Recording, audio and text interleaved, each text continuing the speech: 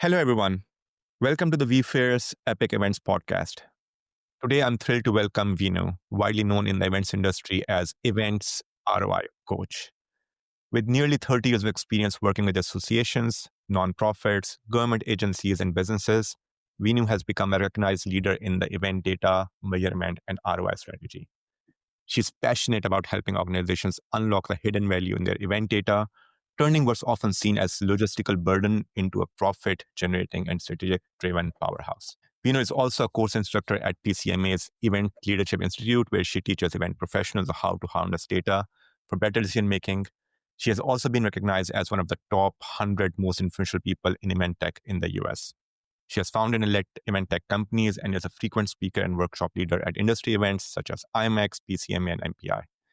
Vinnu, thank you so much for coming to the podcast. Oh, it's great to be here. Thanks for having me. Vinnu, would love to know a bit about your journey. What led you into the event space that we all love? So I started off doing events and have always loved it right out of college, mostly in the PR realm, but have made my way into the meetings world. And actually started in an agency. I was pregnant with my first child when that happened. She's turning 20. So started a meeting agency and worked with a lot of government agencies. I was an 8A graduate at that time as a small business designation. Was doing what most independent agencies do, is everything and anything under the sun when it comes to meetings, whether it was logistics, getting AV quotes and coordinating that, registration.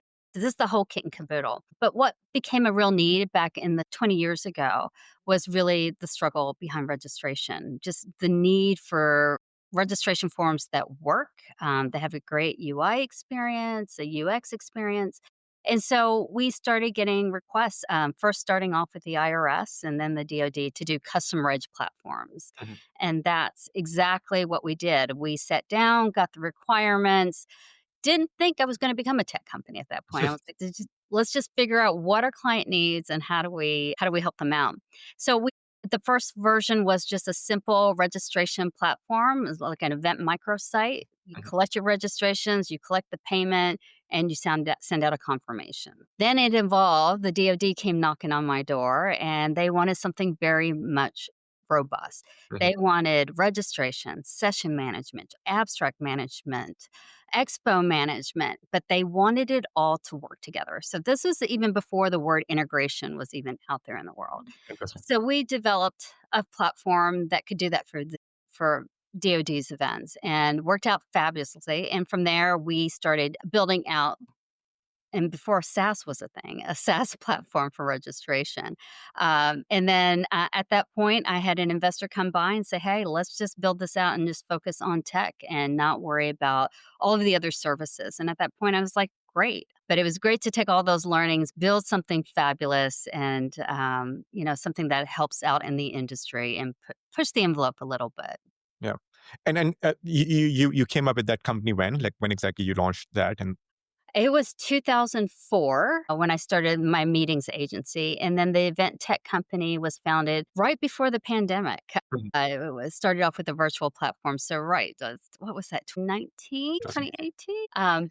And how has been that journey, like just before COVID and after COVID? Because after COVID, things changed a lot for everyone within the industry. So just It was really interesting when the P came to me and wanted to develop up this product. The first thing they wanted to do was a virtual platform. Now, this was right before COVID was even mentioned in the news. So we were on our way to create this platform, and then COVID hit, and we had to speed our production. We went from 0 to 100, I swear, in like seconds. And so had a virtual platform and tested that out, and we learned a lot in that first year of what was needed, what wasn't needed, what was fluff, and how to get through headaches both behind the scenes and in front of the scenes. Just experiencing a pandemic with the people, right? Like what are their frustrations and how do they need to deal with that when it comes to education and these virtual events. But what's interesting is how it evolved, right? We went from panic to, well, now it's a thing. Now I can reach out. I can be an association headquartered in DC, but I can reach out to someone in Singapore and have them engage in the same kind of content. Yeah.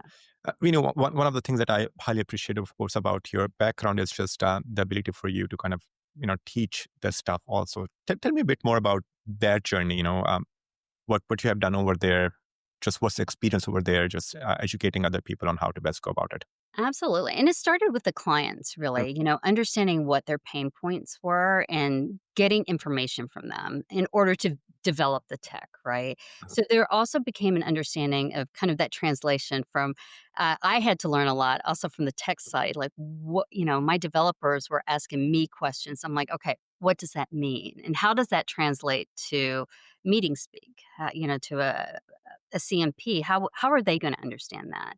mm, And I think for me to be able to sit in that seat and really ask, have understand that in that lens of a meeting planner was really helpful. And so I can speak because I have planned those events and conferences and know what their pain points are and have felt those. And, you know, if I am 2 weeks out and I'm confirming my BEOs, do I really want to sit with you and do data mapping at the last minute? No. Like even things that are just like timelines mm. and understanding the personas that you're dealing with. Like even when we participate in events as an exhibitor, even though I'm also an event tech provider, i- ROI is just extremely important. And the reality is participating in events is expensive. We are going to IMAX, we go to Event Tech Live, we go to IBTM, we go to Best Bash. There are just so many of them that first of all, you cannot participate in all. And then you have to pick up which one to participate. And other than this branding aspect that you want to get seen, sooner or later, that ROI words just come into your mind, like no matter how much you ignore. Tell me a bit more about, how do you see events just proving ROI for their exhibitors, for their attendees, and how do you want exhibitors and attendees to see just any event? Is it purely ROI all the time, or is it something else sometimes as well? So, since you are the event ROI coach, I want to get guidance from you on this. Well, I think ROI, a lot of times we think it's a simple math. It's the expenses and what you get out of it in sales, and that's the number. And that's the very simple and archaic way of thinking of things and thinking that's one to one. And, just because you go to one event or one conference, you're going to equal in one sale right away or whatever amount of sales. But we really have learned through looking at data and a lot of the research that's being done out there that usually it's multiple steps and multiple touch points. And that's the part about event ROI I think that's really interesting is taking a look at where do events Mhm. fit into the rest of the ecosystem of marketing. I mean, I remember the day of being part of marketing teams where, if the budget's being cut, guess where they're going first? They're looking at the most expensive item, Mhm. events, and they're like, okay, just cut it out. As opposed to now, event teams are fighting back saying, no, yeah, we cost this much, but this is how much we're also giving back to the company. And that's the ROI. And it's not that immediate satisfaction, right? It's what do you get over time? What is the connection that you're making with your customers or your members? And where does that play into it too? That's all part of that calculation. So ROI is not as simple as what we used to think it used to be. And I also believe that I think in the world of AI, events are one of the only few places where you actually have the most human to human interaction. You have also just a lot of attention from people. They pay money to be there. And as compared to, if you're sending someone a cold email or a cold call, right? So it's the best place to have someone's attention. Yeah. I mean, you create those relationships, right? That's the human touch. AI is great and it's a great tool, but will it ever replace that handshake that you're going to have, that joke that you can share with someone in person, that laugh, that memory? There is, especially even in event tech, I think. Well, no, not just in event tech, but in any place, but especially in our industry. I think it's really important. Trust is an important factor. And you have to trust that the partner that you have has your best interest in at hand too. Now, can you get that from a website? You can get the facts and what they're presenting to you, but how do you get that, comfort in your gut like, yes, I know there's this person that's actually doing the work and that's going to advocate for me. That's a huge component that you can't ever replace and why meetings will always be a thing. Tell us a bit more about the data piece of it and how important that is for a typical conference. Attendance is what most people look for, and is that the best measure, the only measure? What are some of the other things that people should also look into beyond the registration attendance and just the dollar value that you might have captured out of it? Don't get me wrong, butts and seats are important. Mm, yeah. However, I think there's a bigger goal here. Whether it's a goal that our organization, how do we meet organizational goals? So if it's a corporation, perhaps it's sales, perhaps it's keeping customer retention. Or if you're a member, did you get new member signups? Are they buying into your course offerings or other events? But understanding going into it, understanding what those goals are, Mhm, right? Beyond just how many people came, because even though that's a good measurement for logistics, the true ROI is how you impact the organization, how you impact that attendee. mhm, And those are different data points. And that's going to be different for every organization. It's even different for the same types of associations or same types of companies. Everyone's going to have a different goal. And, how do you know your event is successful unless you know what that goal is mhm, and you can measure to it? And then if you're going to measure it, like, what is that data? It's mhm. like you work backwards from that. And that's kind of a lot of what I teach about is thinking about, let's figure out what the strategic goal is, and let's work backwards to see what data you need and where to get it from. As someone who wants to get into event planning, I just want to get back to the teaching part. What are some of the resources that are available for someone to get into this industry? At least I'm not aware of bachelor's in events industry or like whatever. So I'm very much naive over there. But as someone who has just graduated with a bachelor's in marketing or any other degree, you want to learn a bit more about how to get into events. What are some of the courses material that they can access, and where do we find those? I think, and I'll also make a point here that I don't think that you don't have to wait till after you graduate to get that experience. I worked throughout college and I got a lot of my experience from having some great mentors that helped guide the path that I was going to take. Now, I Mhm, started off somewhere else and, I started off in journalism and that went a different way. mhm, But what I did do in college is I did a lot of work with different festivals on campus, got that experience of like, how does one organize? How does one market? How does one get engagement? Um, and that can be done even at college on a volunteer level, or even working with departments doing that, or even looking for internships. I know a lot of agencies and associations have internships. And if they don't, there's nothing wrong with asking, hey, would you be open to having an intern come in? And I would say that most of the time, most people will be like, yes, let's bring you on, teach you that. So that's pre college what you can do. There's also a lot of universities that now offer, hospitality and event programs. mhm. So highly advise taking a look at that. I know here in the DC area, GW has a program. George Mason has some courses as well. So those are great opportunities, and there's all over the country, all over the world. Now, once you get out of college, how do you keep that advanced education keep going? And that's a lot in the association world. That's what we do, right? So, looking at organizations like PCMA, where PCMA has the PCMA Institute, which is a list of courses that address many different things in meeting planning, ranging from how do you do strategy to how do you manage your BEOs to my course on data analytics. And then MPI has courses like that as well. And you'll also find, I think, in this day of content creators, you're going to find a lot of people who have had experience that have a lot of stories to share, real life, like this is what happened to me and this is what I did to solve it. And I think that is the best learning too. But definitely look out for those courses that are out there. And conferences. How can I leave out conferences? That's a number one place to go, like convening leaders and EduCon. And like for someone who's absolutely new into this, can you just tell a bit more about PCMA and MPI? Like, and again, if there are more, organizations like these, just for pure beginners. Sure. They're both PCMA and MPI, and I'm not going to say, I always get acronyms wrong, but these are both professional organizations for meeting planners and convention planners. And they're member based, so there is a cost to membership. There usually is tiered pricing, whether it is, your students, some do association member pricing or even new member pricing. Take a look. But they offer these communities where you can go to professional events.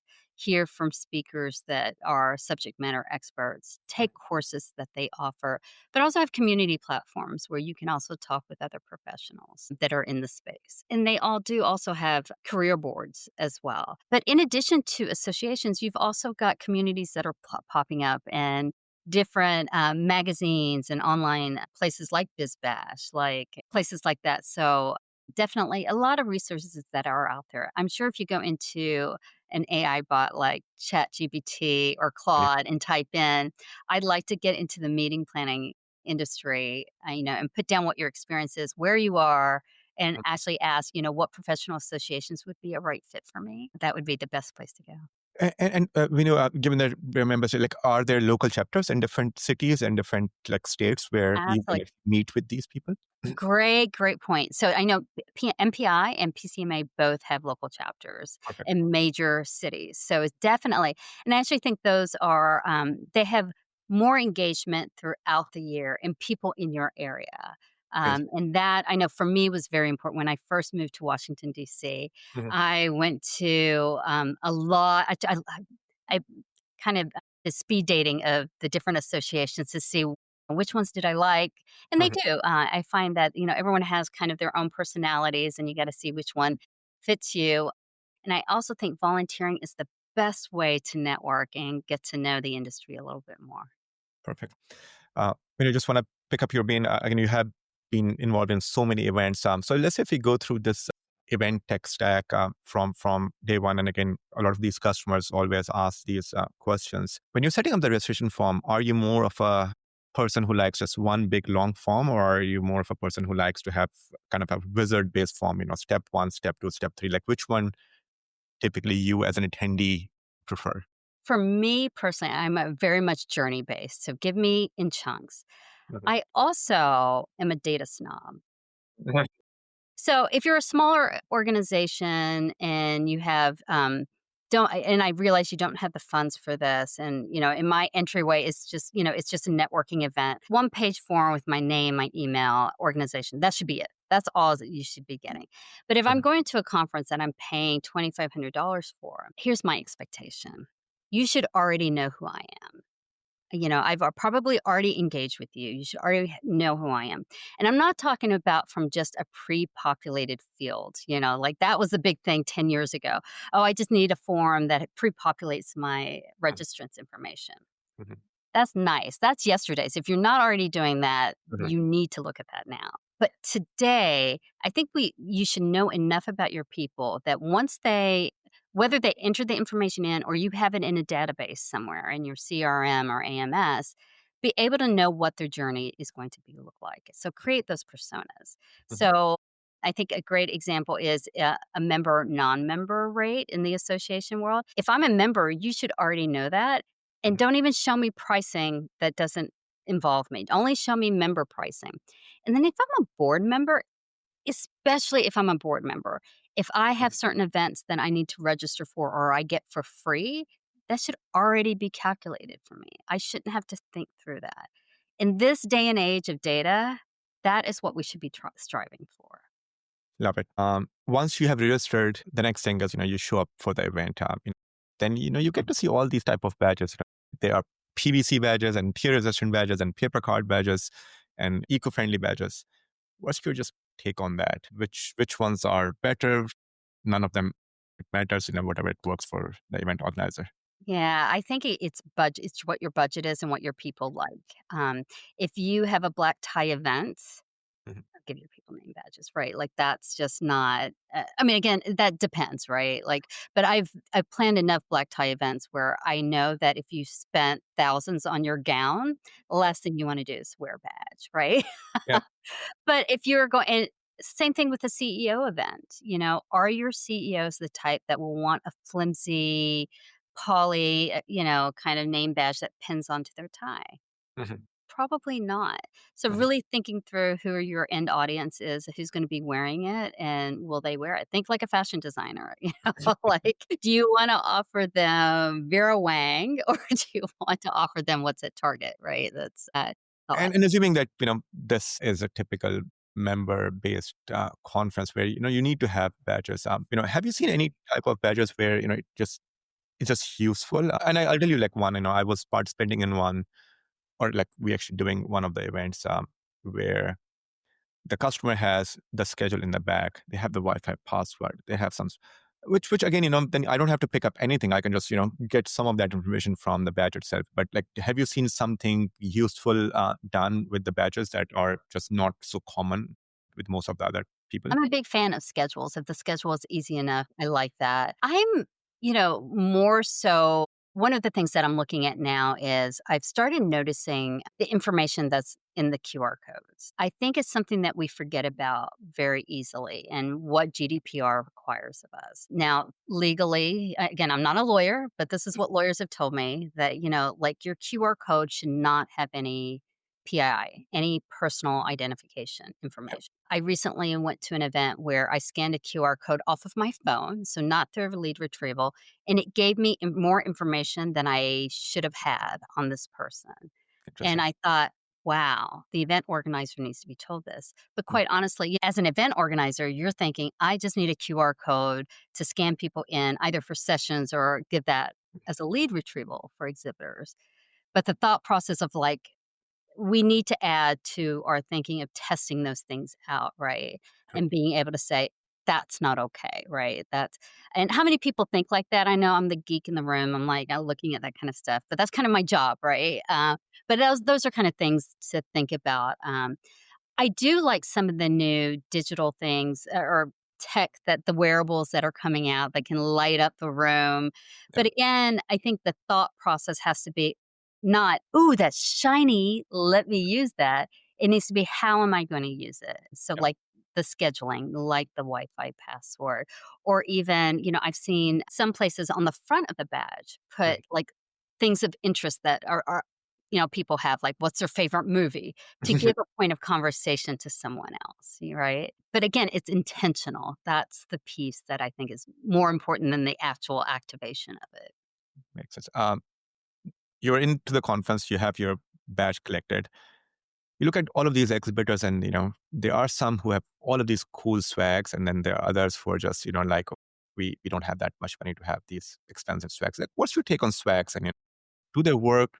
Do they not work? Like, do they actually achieve that? Like, how do they fit into that event ROI budget calculator that one should have?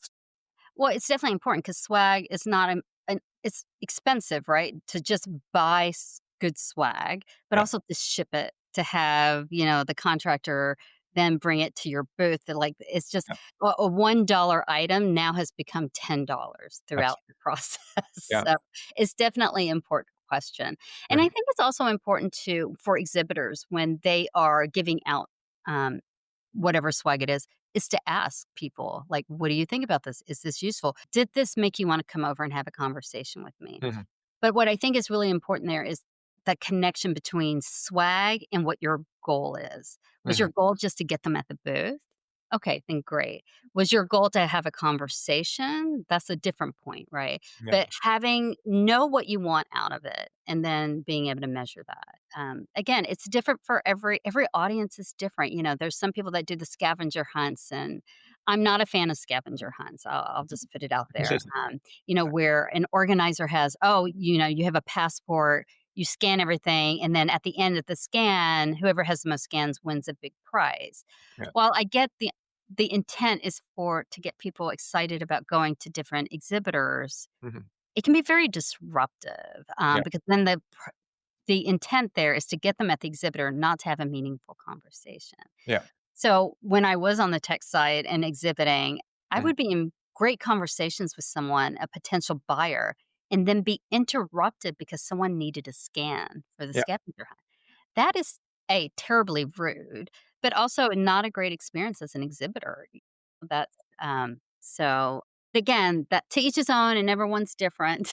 Yeah.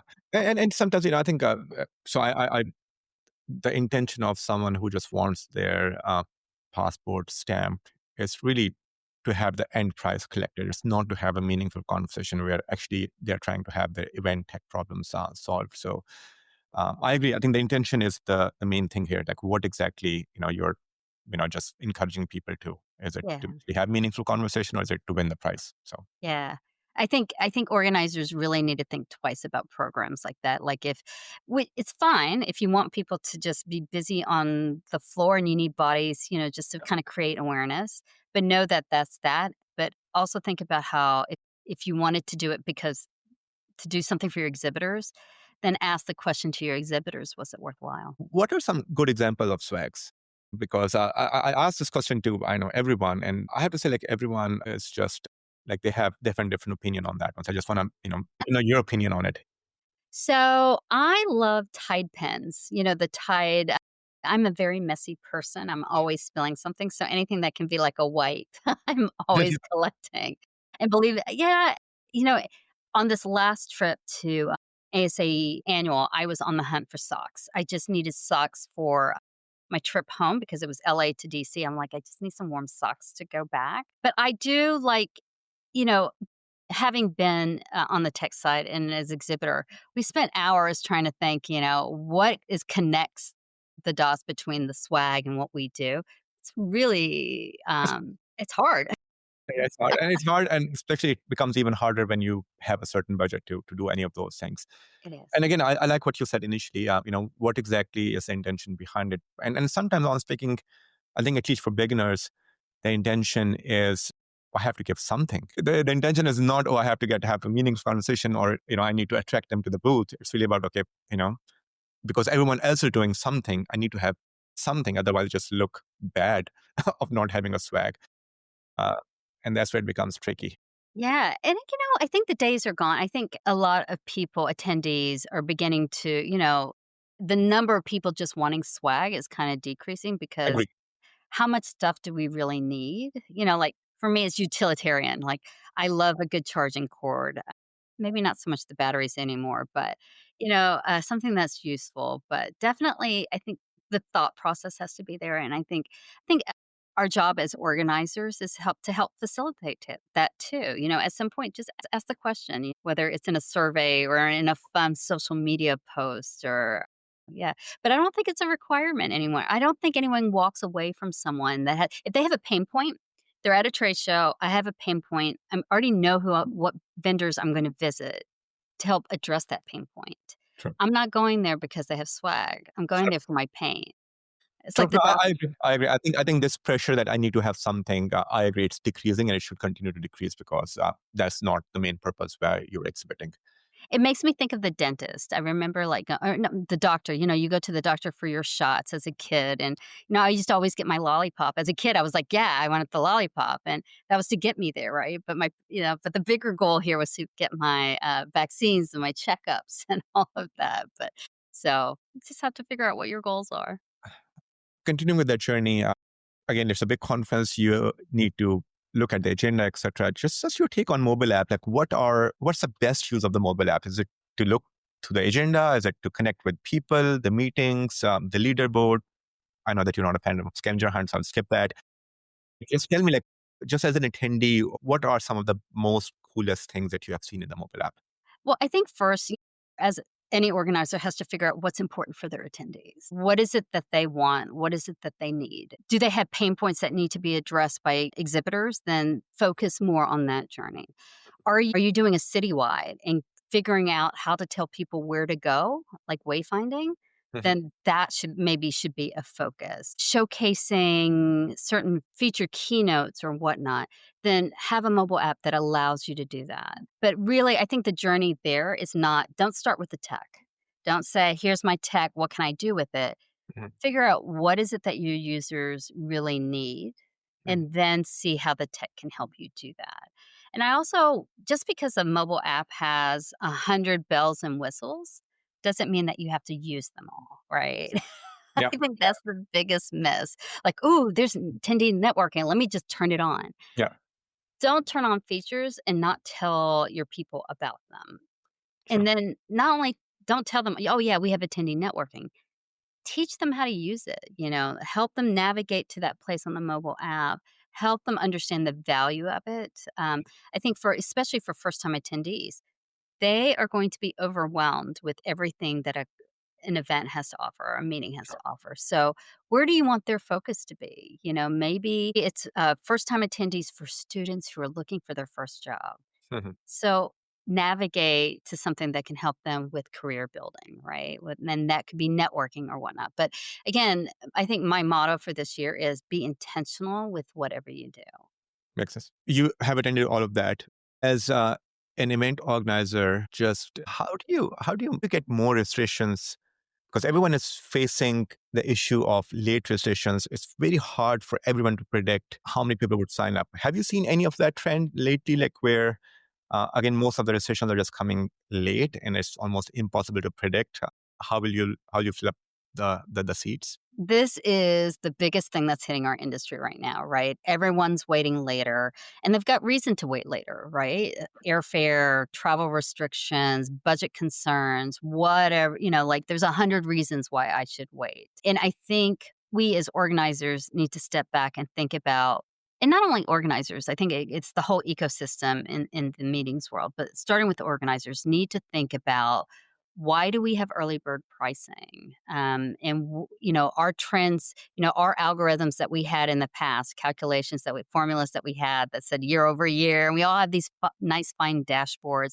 Like that calculation has really changed. And thinking about what's going to impact your registrations, when are they going to come in, and taking a look at that and readjusting to that, and just being prepared for it. Mhm. But I also think in the ecosystem, like how hotels, how convention centers also give us requirements, right? Like usually early bird deadline has been determined because of when our hotel block is Mhm. going to expire. Or, like those have been depending factors. Well, what is the convention and hotel world, hospitality world now going to do to help us with that? Mhm. Are we going to start renegotiating what those deadlines look like? When do I have to give you my guarantees? When do I have to give you my minimums? Because Mhm. all of that goes back into the calculation of how much you charge. Do you Mhm. do an early bird? When do you expect people to register? And again, there's not one formula that works. It's really case by case. And, do you have an international event? Do you have a domestic event? Is it in the city of Washington, D.C. versus someone there that may not have as much risk? When you just both as an attendee and then also as an event tech provider, what are the most what are some of the most important conferences that you feel that one should be attending? Let's start with attendee first. You're an event planner. What are some of your favorite just events to attend? So if I'm an attendee, it would be based on if as a meeting planner, As a meeting planner, yeah. I would definitely, I like IMAX. It is huge, it's large, it has a lot of educational components to it. But what I like about it is that you've got both and you've got a lot of options to explore and you can do that ahead of time. They've given you some of the tools to kind of figure those things out. But definitely IMAX would be one of them, but, and again, it depends on what your role is and what you're trying to get out of it and figuring out I'd like to see more in our industry instead of just saying, "Oh, you can learn so much more." The messaging is, "What am I going to learn out of it? And Sure. is that what I wanna learn?" And I think that's just not only in our industry, I think around Yeah. everywhere. Like, I'm gonna come to that conference and I'm gonna learn 1, 2, 3. I should have said skip IMAX because IMAX is everyone's top favorite. Other than IMAX, like what are, let's say, two others that you feel that one should attend? Because IMAX is just the default answer for everyone. Yeah. I am also a big fan of non-meeting events as well, like Dreamforce. Like, I'm not at Inbound right now, would love to have such FOMO, but something like Inbound. But looking at things, learning from other industries and what they're doing, especially in the realm of marketing and data and technology. It's great to see that, especially as a meeting planner, trying to get ideas from other places. Like Dreamforce, and they do a great job of activation. And granted, they've got budget for it, but isn't it nice to dream? Yeah, I know. I agree. I have not been to Dreamforce, but I have been to Inbound, and like these conferences, which was outside the event industry, they're absolutely amazing. It just gives you so many fresh ideas. What about as an event tech provider? Skip IMAX. What are some of the other conferences as an event tech provider that you have felt that it gives you great chance to meet with event planners? I love, again, IMAX, and I like the BizBash Connects. I think it gives an opportunity to meet, especially the speed dating format that they Mhm. have. I Mhm. like the opportunity to meet with lots of different people just to hear what they have to say, right? It's not, those speed datings are like 15 minutes, right? You just got back from one 15-minute sessions. You're not going to be able to pitch a lot. And it's a lot about just listening and learning and what are pain points? Can you help them solve their problem? What are they dealing with? I think a lot of times tech providers come into a demo and say, "Oh, let me show you everything I've got," as opposed to stopping and saying, "What are you dealing with? Mhm. What's your pain point? What is the biggest problem you need to solve today?" Yeah. And then saying, "You know what? I might have something for you, and this is how." Uh, this conversation cannot finish unless we talk about AI. Let's talk about AI. See, what do you think where AI in the events industry for an event planner is actually adding value? Because, as an event planner, you have just so many things and, you have to worry about attendees, exhibitors, speakers, venue, food. Like there's so many of these things that are not interconnected to each other. You don't have one boss. You really have almost 7 to 8 different bosses when you're trying to plan an event. Where do you think AI is actually helping? And then, of course, there's a lot of hype, so we can skip that part. But things that you felt that, okay, you know what, this actually helped, and this I highly encourage everyone to look into it. See, when it comes to content generation, like we see posts on LinkedIn all the time, and we can literally in a second can find out, okay, this is genuine and this is AI. And the reality is we are connecting to genuine posts even more now just because there are few of them. So people like you and others who just writes from the heart, you can easily differentiate uh, them from the others. So your take on AI, where you feel that it actually adds value. I'm glad AI is here. It helps Yeah. me in so many different ways. It's the business partner that I've always wanted. I wanted somebody I can talk to and just throw things at, and they sometimes tell me things I like and sometimes I don't like. But at least I've got that partner to talk to. But I think it's really important for with AI to, we have such different roles as an event person, or as a meeting planner. Your job in one place could be very different in another place, and really figuring out how AI can help you with that job. But I think there's 2 facets, right? There's AI, how can it help me do my job? And AI, how can it help me create better experiences for my attendees, exhibitors, or Mhm. whatever stakeholders, and looking at that. There are definitely these 2 different buckets that are coming. You've got tech that is helping people figure out, okay, you've got X number of people, so let me help you do the calculations for your F&B. Let me help you do your calculations for AV. I'm beginning to now see where it's helping to manage sessions. You've got 30,000 sessions. How do you make sense of it all? Mhm. And having AI, not just an AI where you just put it in and say, tell me what to do, but agents that help you think out through that process. What tracks, what categories, how do you filter these by? But having that, as opposed to just doing it in Excel or in a team on, with pieces of paper or whatever. But I know from a data standpoint, I am very excited about it. And I know there's a lot of fear about what information people are putting into AI. And I think that's a real fear. Like, Mhm. be careful of what you put in there. Mhm. But, I recently just took a survey, great qualitative responses. They gave me feedback about all how they felt about a conference. And I read through all of them.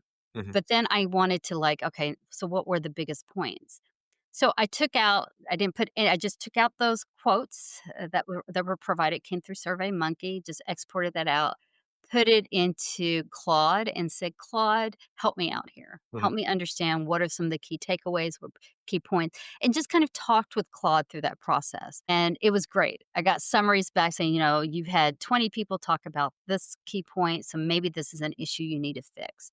I'm like, Mhm. "Great, I have this issue. What are potential solutions for it?" And I don't have to do what it says, but it gives me a starting point, right? And I think that's where AI is really beneficial from an organizer standpoint. Now, from an attendee standpoint, I cannot wait, especially for a lot of scientific associations that offer thousands and thousands of sessions. Like, how do you figure out what sessions to put into? I went to ASAE annual. They had lots of great sessions, and I couldn't figure out. I'm like, I don't know what to do.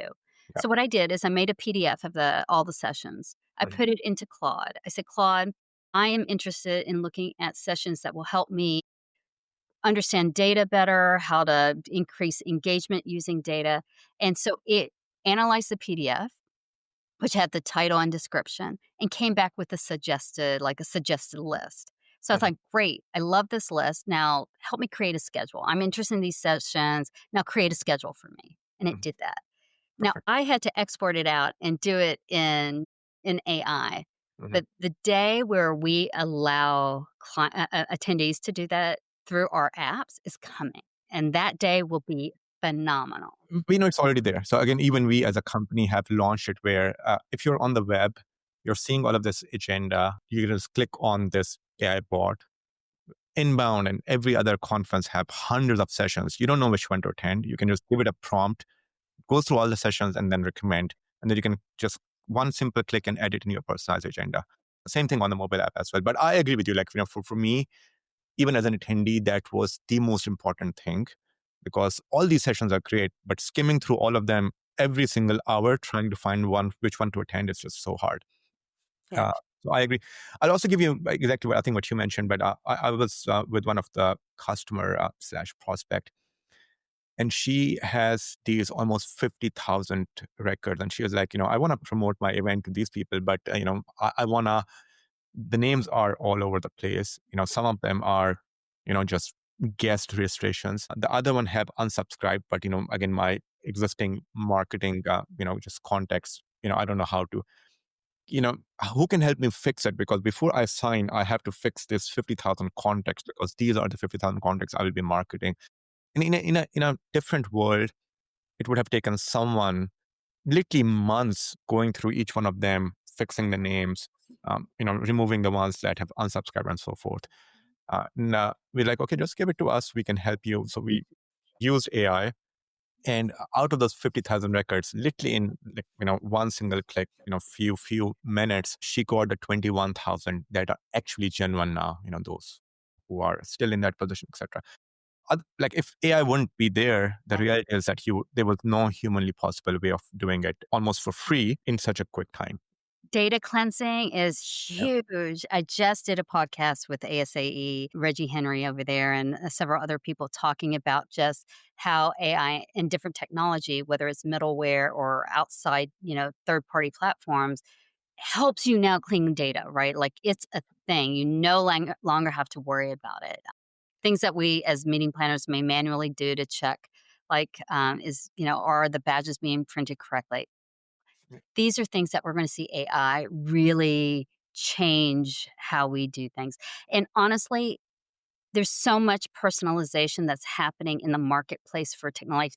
Amazon, Target, how you shop online, Yeah. how you view movies online, the way you stream, it's all impacting how we as shoppers now attend events. Like if we see an old UI on an event platform or on a website, I'm like, "Oh, that's kinda old." What are they gonna tell me that's new and trendy, right? Like, it's a behavioral it's a cognitive thing that'll happen in the background, right? And is that the impression you wanna leave? So, you know, doesn't have to happen overnight, but Yeah. it is something that has to be thought of.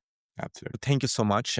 Again, my team always tell like why I go over the 30 minutes time frame that I typically have, but I learned so much from people like you that I think even an hour sometimes is not enough. People who want to learn more from you, who want to follow you, what's the best way for them to connect with you, to follow you?